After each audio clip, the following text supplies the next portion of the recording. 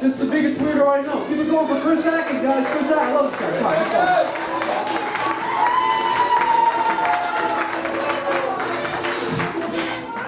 on. All right.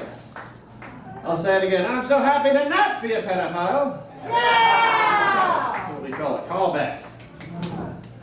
So I remember having a pet cat and hearing this noise outside my bedroom window one night, just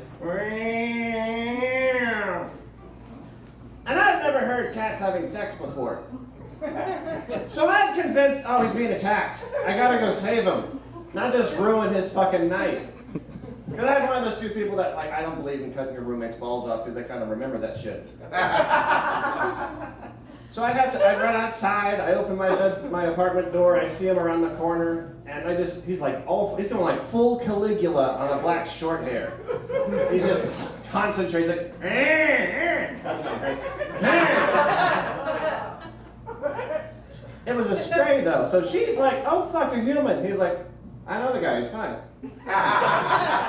So she decides, all right, it's over, and turned themselves into the worst looking Chinese finger trap. If y'all know how cat dicks work, she just like drags his ass for like 5 feet, just get the fuck out. And he's like, I'm really trying, it hurts. So eventually it just pops off looking like a cat-shaped rocket, just and there's my little boy leaning up against the wall, just give me a minute. Then I just pick him up like a proud father, being like, that'll do, pig.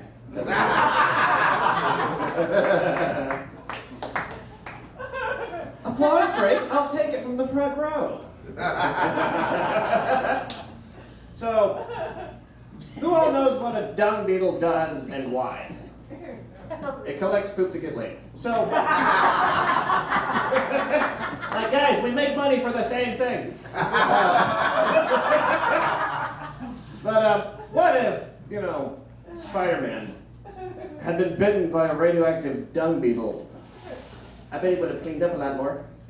Hey. I can't afford a ban for rim shots. You gotta get it from me.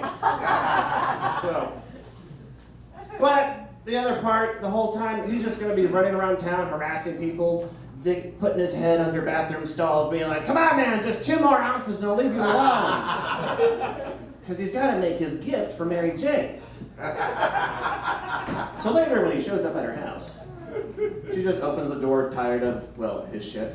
It was easy and cheap and I apologize. But she's just like, oh, Peter, come on, we've been through this. My backyard is already full. It looks like a glorified ball pit at this point. And he's just like, you think I like doing this? I'm a fucking dung beetle. I can sense when people need to poop before they need to go. Which, by the way, 20 minutes. But you know the worst thing? The worst thing? Then his phone starts ringing.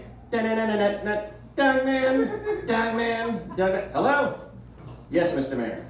Again in the hallway. Well, stop having Chipotle. Sorry, MJ, but duty calls. I'm way more proud of that than I should be.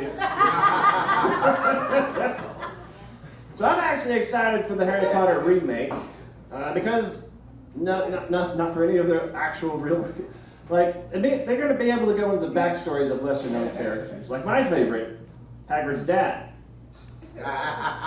Some of you already know where this is going.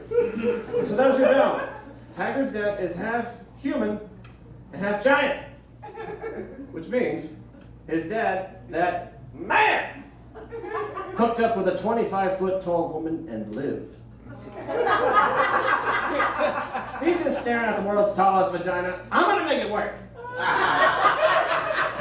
I don't know how though. I do have some very terrible theories. Like maybe he just like dove in head first, swimming along like a salmon at the end of its life cycle.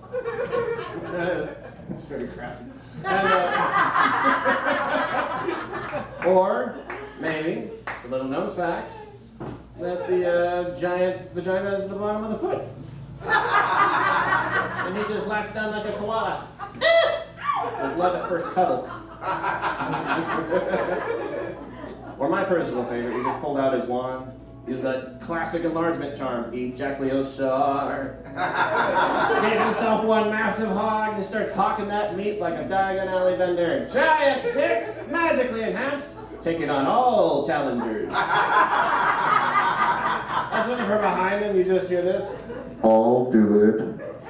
I just picture this giant Danny DeVito with tits just being like, fee, fi, fo, duck. I smell a wizard I'd like to fuck. Hey, it's probably canon. You don't know. I am dating though.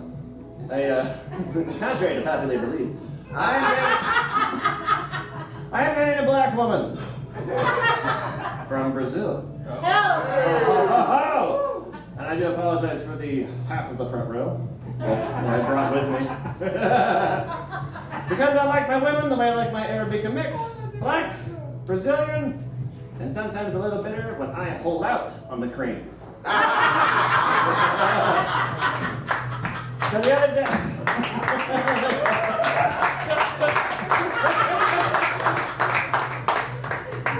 I'm just trying to make her laugh. I'm sending her messages. All I'm getting back is 3 letters. KKK.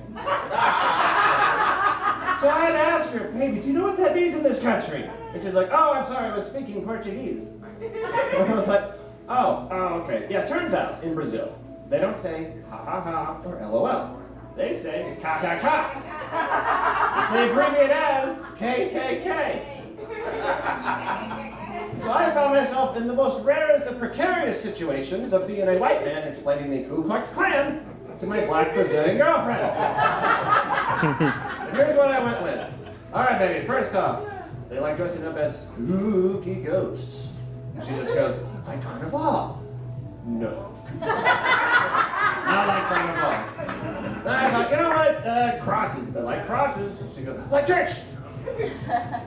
Close, but no, not like church. Finally, I just gave up. It just went with, it's a bunch of white people that hate black people, and she's like your grandmother! Yes! Thank you! And that's my tag about a